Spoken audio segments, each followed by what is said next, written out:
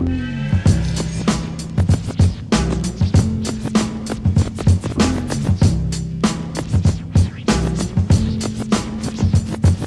I kick it? Yes, you can. Can I kick it? Yes, you can. Can I kick it? Yes, you can. Can I kick it?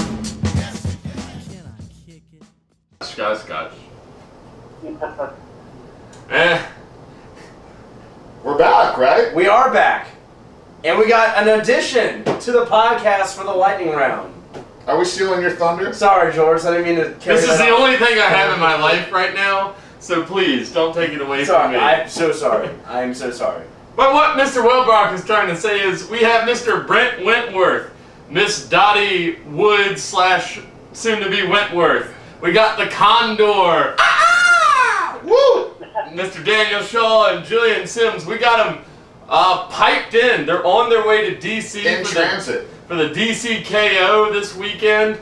And they're gonna give us I don't know. I don't want to call it insight because Yeah, they're inside a car. Ba-doom-tsh. No, that was not a good joke. Sorry. Sorry. That just goes to show the dedication that Wentworth has towards this league and towards this podcast. He wants to have every little finger in every pie baked for this episode. So, Brent, unfortunately, he's only making it here for the lightning round. Yeah. Brent, are you driving right now? Yeah, what's up, dudes? I'm driving. He's driving and on the cell phone and doing the podcast on I-95. That is dedication. That's not safe, but that is dedication. Wentworth lives I hope dangerously. my mother doesn't watch this episode. Yep. Yeah, sure. Sure.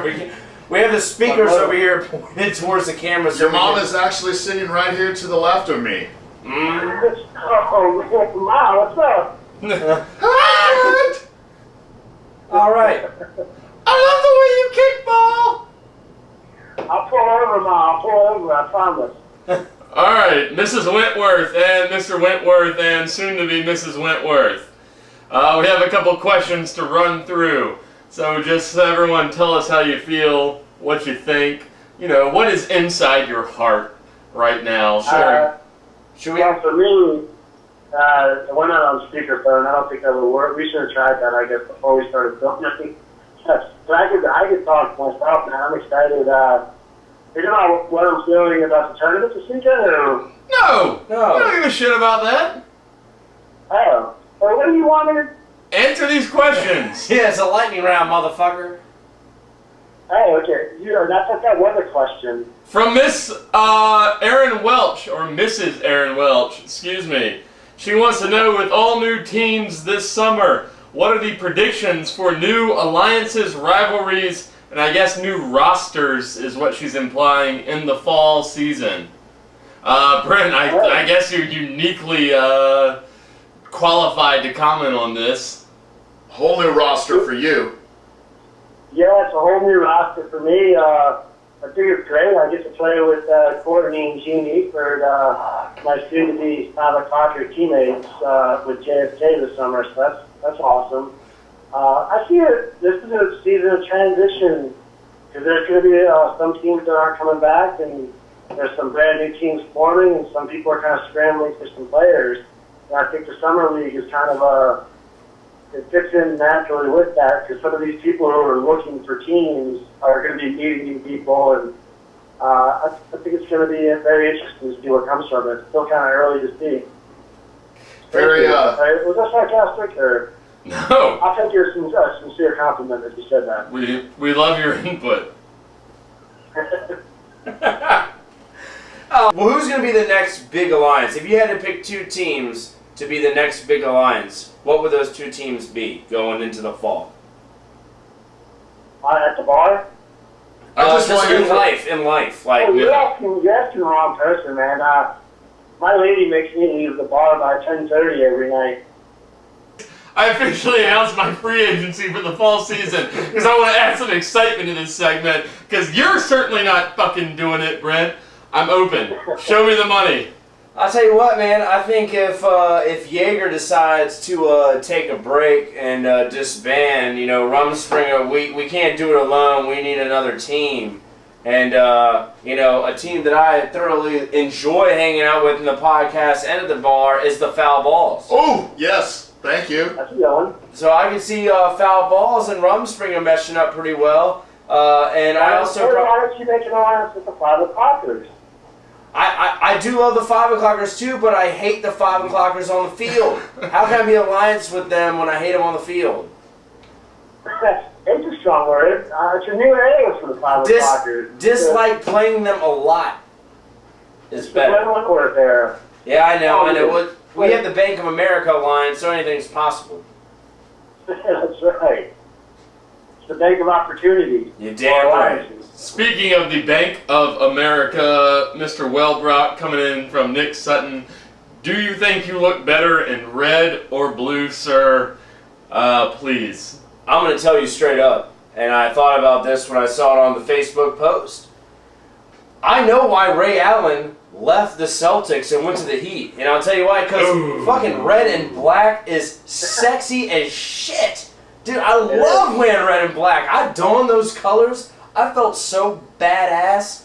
Like, if I had to choose colors between the blue, red, and white that I don in the Rumspringa and the red and black, if I'm really trying to make a statement, like if I'm really trying to intimidate somebody, I love that red and black. But, you know, history, I gotta go with the blue. People know me with the blue and the white headbands and everything and the red shorts. That's part of my soul is the Rumspringa, so I'm always gonna choose blue over red. But hey, man, given a second option, I feel damn good in that. Damn right. And I'll tell you what, Brent, you can attest to this. If for any reason that Rumspringa would never decide to form, I know a team that you play on currently right now for the fall season that also likes to don the red and black. Yes. So if things were ever happen, hit me up, baby. Hey, you know, I'm not a captain, so I can't make those decisions. Yeah, but you have influence. If you say so. I just gotta bite in there. 5 o'clockers are black and red. We Yeah. are red and black. That is true. That is true. I would have to get the inverse color of my shorts to play on their team. I just want to say there are 3 colors that don't run, except around the bases. Credit to Kim Merritt for that original. Only twice, though. Yeah. You ran from Vietnam. I like that joke. Thank you, Brent. Thanks, Brent. Thank you. All right, let's move on to the new commissioner's question for us this week. Keith Morehart, of course, he wants to know, he's sort of echoing Aaron Welch, but he wants to know about individuals who will be rising stars coming out of the Patriot League. And we're grouping in people that may have been new during the spring season as well. And we're also going to try and throw in with that players under the radar who may be either shaking it up during the fall or, you know, sticking with a team and raising them up. So, Brent, who do you got as you see as a player for Patriot League that's going to be badass in the fall?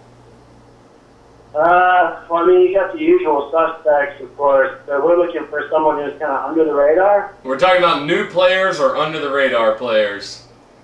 I want to see, I mean, it's not really under the radar, because it's, I mean, how under the radar can you be if you're a first-round draft pick? But No, I mean, like, what, you know, we got, like, the usual casting crew. I mean, you got, like, Eric Stevens, Wes McLean, you know, Ricky. You know, like, the people that aren't in that top consideration. I mean, somebody that you think is going to get mentioned. He's like, going to a say lot. Joe, so let's let him say it. Yeah. I want to say, I want to see what Joe Purcell is going to do. Being the #1 draft pick for the Jagos, I've been hearing big things about this guy. I think he was kind of under the radar because he was on the foul ball. So I want to see what he does, you know, now that his name is getting out there a little bit. So that's someone I'll be looking for.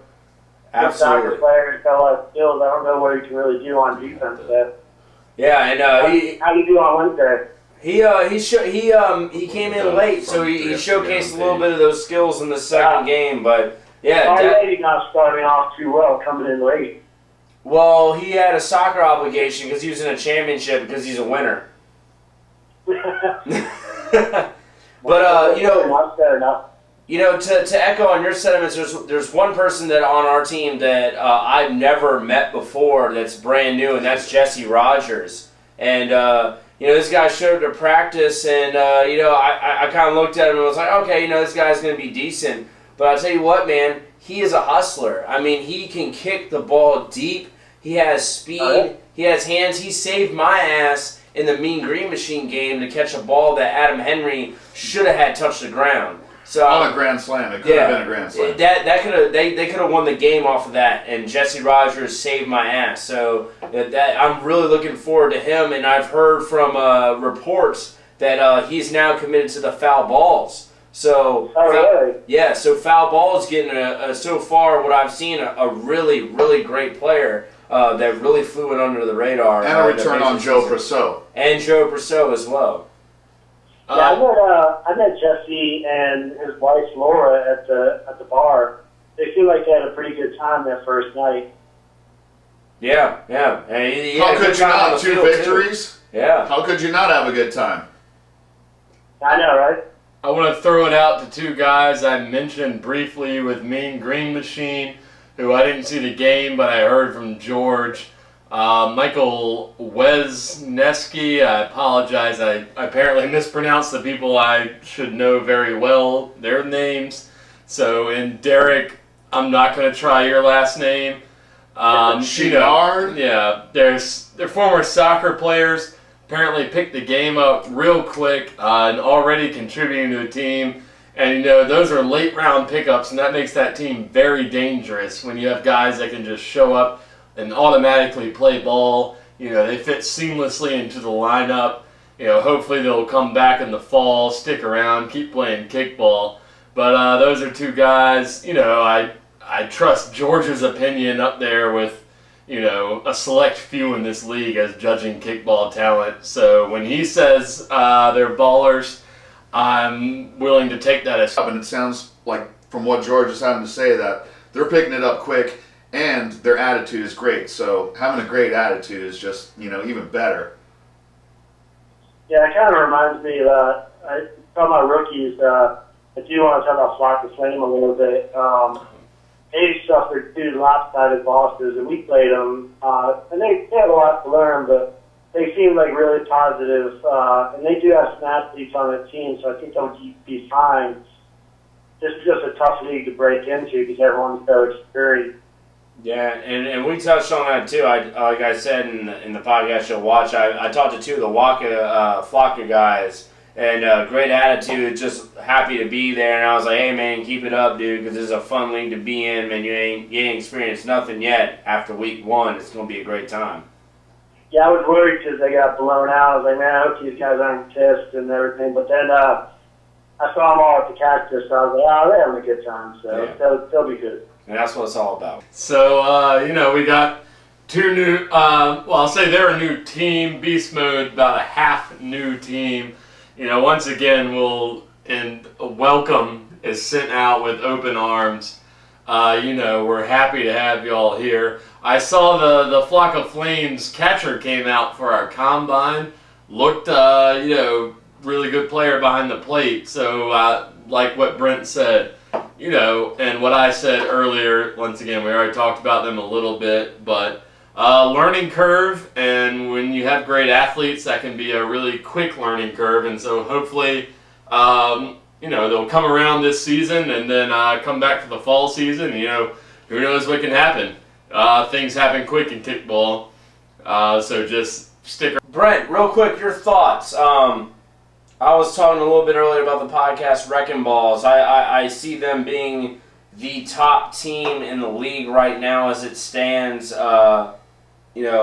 with the talent that they have. So, like, with the first week projections, can you somehow maybe predict who's going to be maybe the top team to beat in this league and an over-under for you? Do you see Beast Mode winning more than 2 games, over-under? Let's give him...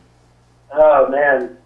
That's a good question. Wrecking Balls looked really good, although it was against Flock of Flame in the first game ever, so it's hard to judge by that. But looking at their roster, they're pretty tough. Obviously, you guys on the Dragos had a good night. America had a good night. it's I think I go with, as far as the team to beat, I got to go America just because they drafted all the Pounders in the first 5 rounds. So I like the way their roster looks. Swindler. All right, now beast mode. It's still so early. Like teams are still trying to gel together. So Yeah. how teams are playing now in week 1 and isn't how they're going to be playing in week 5. Yeah, So- absolutely. And team that you said that's going to win it all is America. They beat Beast Mode 2-0 in the first week. Beast Mode plays Flock of Flame in week 2, and then Mean Green Machine in week 3. And I don't know who they play week 4 and week 5. But with that being said, do you see Beast Mode with that performance they had against America winning more than 2 games this season? Over under. Yeah, I think it's I don't know. That's tough though, man. Yeah, I'll go push. You just push. They're wearing Chevy Gangster Blue, so they're my dark horse team for the summer. Brent, we got one last pick for you. We settled on a pick'em for this game. I know you're playing in it, but we still want to hear your thoughts and your pick for the win here. Y'all got Wrecking Balls at 8 o'clock. The United States of America will be umpiring that game, so I'll get a front row seat. You know, I know you're on JFK, so you're biased, but who you got here? Oh, Wrecking Balls. They're going to, destroy us. All right. You piece of shit. Dude, I'm going to stay and watch this game. I'm going to be honest with you. I'm going to stay and watch this one. Now, that'll be a good game. It's so hard to predict. So, I would think that, most of the games you guys picked were probably pick-ems. No, that was the only pick 'em. Really? Yeah. We didn't Wentworth out of any of these picks. Yeah, a lot of them were 1.5 runs going certain ways, but yeah, this is the only pick 'em that we had. Okay, yeah, I think it'll be a good game. Like I said, it's hard to judge by week 1 because we played the rookie team, but looking at the rosters, I think we match up pretty well. Yeah. Yeah, we actually, Pena had you guys really taking it to him, and I had Wrecking Balls beating you guys pretty good by 3 runs, and George was kind of in the middle. I was the voice he's in the Brent Wentworth chair, so he decided to make it like, both teams are going to play good. It's going to be a good game. I Wentworthed it. Go. Brent, can I get a favor from you right now? Yeah. I invited the Condor to be my special guest on this podcast. Can we get a statement from him about anything he wants to talk about? Yes. Yeah, let me go ahead and I'll turn it over to him now. All right, cool. Do we need to break, or are you guys still getting No, here we go. Welcome to the podcast, Daniel the Condor Shaw. Condor! How's it going, gentlemen? How's it going, buddy? You doing good? Doing real good. Good, Glad good. to hear it. Are you guys stuck in Alexandria right now? Traffic's going pretty smoothly as it is. We got another 15 minutes. We should be at a destination. Oh, fantastic. Excellent. Well, George has some questions for you. Oh, I do? Yeah, I don't know. It seems like the... Hey, Dan, we got JFK. You're coach during I'll call them regular seasons. I didn't get to pick this game. The other 2 hosts here picked us with a half-run lead. What do you see going against the Freeds this week? The Freeds are mighty strong. They've got the Wentworth on the mound, solid catcher and charger who can swap positions at any time, and solid first baseman. So we're going to have to paint the lines and hit the outfield. Daniel Shaw, give me because I'm a fellow pitcher myself, and you're just fucking fantastic at this position. What is your pregame routine before you go up to that mound? What do you do to get yourself in the zone to throw that fire? And please speak just a little bit louder. Honestly, the best thing to do is just warm up. You don't want to go out there, try and throw as hard as you can and pull something. So always help out with those front lines. And everyone who gets practice on buntings, you're getting warmed up and ready to go for pitch number 1. Absolutely. And one more question. When you pitch, are you happy or angry? Always angry. Hell yeah. That's what I love. No matter who it is. Awesome. Awesome. All right, Shaw, any thoughts, any shout-outs that you want to give out to the podcast viewers out there while you're on the road up to D.C.? My shout-outs to the podcasters themselves. You guys are doing a great job. Keep up the good work. Thank you, sir. We appreciate that. Not a problem. You guys have a good one. Hey, y'all go wreck hell up there. Good luck up there, Pounders. Thank you very Yeah, much. show them what the 757 can do. Pound some, pound some, pound some, pound some. Whatever they say. There you go. All right. Thanks, Condor. Have a good one. All right, guys. All right. So that was the Pounders on the road to the DCKO. You heard it coming here. in. Yeah, we got fucking technology, man. You don't even know what we do around here. We coming at you from every angle. Like the Wu-Tang. Oh, that's kind of a condor, and that's close to a 3 up, 3 down. Damn Wow, right. You know that's what? how we should close that out. Yeah, I think we'll just end it on that. Hey, it's been a great podcast. If you stuck around this long, dear God, you probably like kickball as much as we do, and you have a problem, do not seek help. Just play more kickball. Hey, week 2 of this amazing summer draft league. I can't wait. I can't wait to see you guys next week. I look forward to this every week. Hey, I hope you do too. Everyone keep tuning in. It's been great. 3 up, 3 down. We're here every week. Watch it. Oh, shit. Shoot. What? Fuck. Huh? I don't know.